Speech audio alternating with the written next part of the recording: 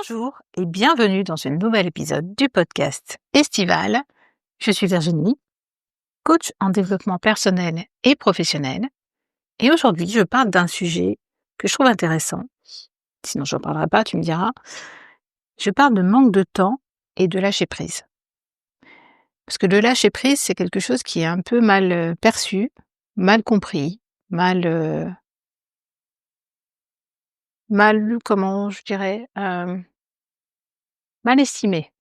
Et c'est quelque chose pour moi qui est précieux. Ces dernières années, quand je commençais à développer mon activité, je n'avais effectivement aucun revenu, donc je travaillais, en intérim à côté.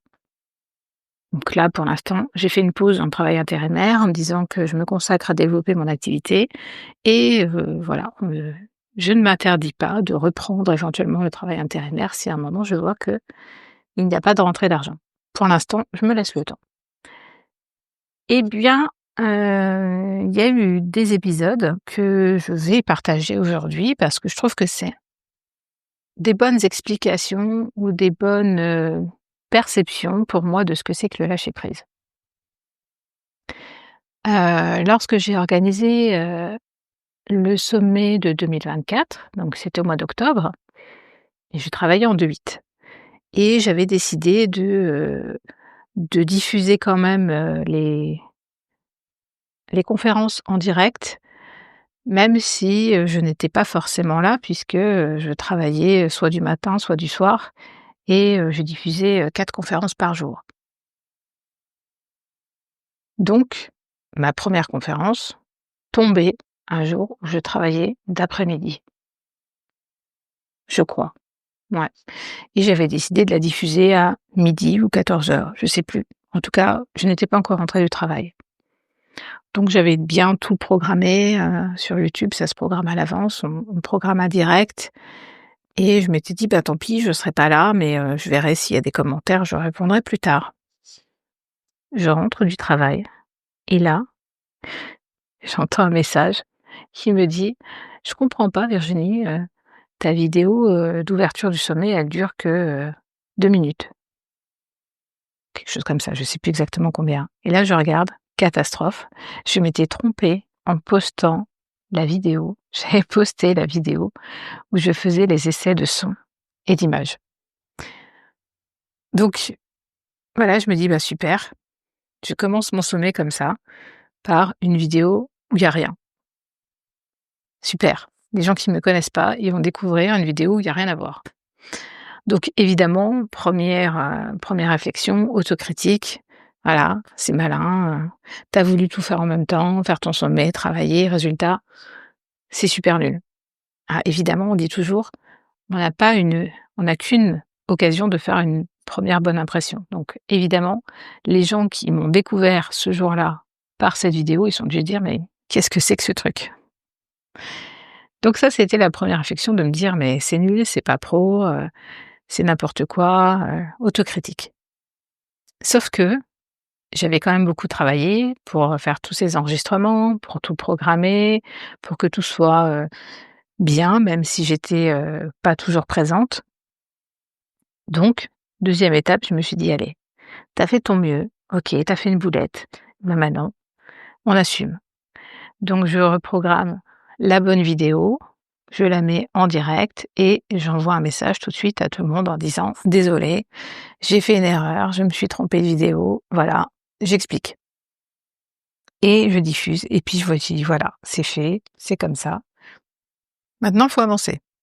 Parce que j'aurais pu me dire, j'avoue qu'il y a quelques secondes, qui ont eu ce message de me dire: «Non mais là c'est mort quoi, c'est même plus la peine de faire ton sommet, tu tout gâché dès le premier jour, ça sert plus à rien, il y a plus personne qui va te prendre au sérieux». Enfin voilà, je me suis dit ce genre de choses très rapidement, hein, très furtivement. Donc ça arrive à tout le monde de s'autocritiquer, même si, je sais que c'est pas quelque chose qui fait avancer, même si je sais que c'est pas là-dessus que je veux rester, ça m'arrive encore. Donc déjà, bah, si ça t'arrive, dis-toi que c'est normal, hein.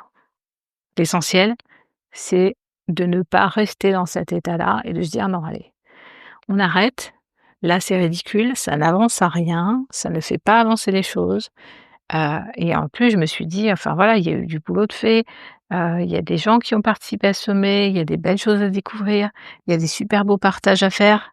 Je peux pas me dire, bah, juste parce que, j'ai loupé mon entrée, je peux pas juste dire, «On arrête là». Non, c'est pas possible. Donc tant pis, tu ravales ta fierté, OK, c'était nul, tu peux le dire, tu t'es planté, c'est comme ça, on avance.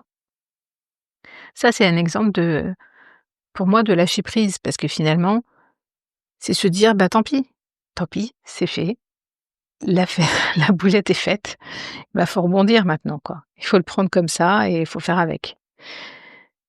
Un deuxième exemple de lâcher prise par manque de temps, c'est un jour où j'enregistrais un épisode de podcast avant de partir au travail et j'avais pas le temps de rédiger la description parce qu'une fois que j'ai fini l'enregistrement, que je poste l'épisode, je vois, hem, que c'était l'heure de partir. Donc je me dis: «Bah, c'est pas grave, dans la description, je mets à compléter» et je me dis: «Je ferai ça plus tard, en rentrant, je posterai en rentrant» et là, au lieu de faire enregistrer comme brouillon, mon épisode de podcast, je fais publier.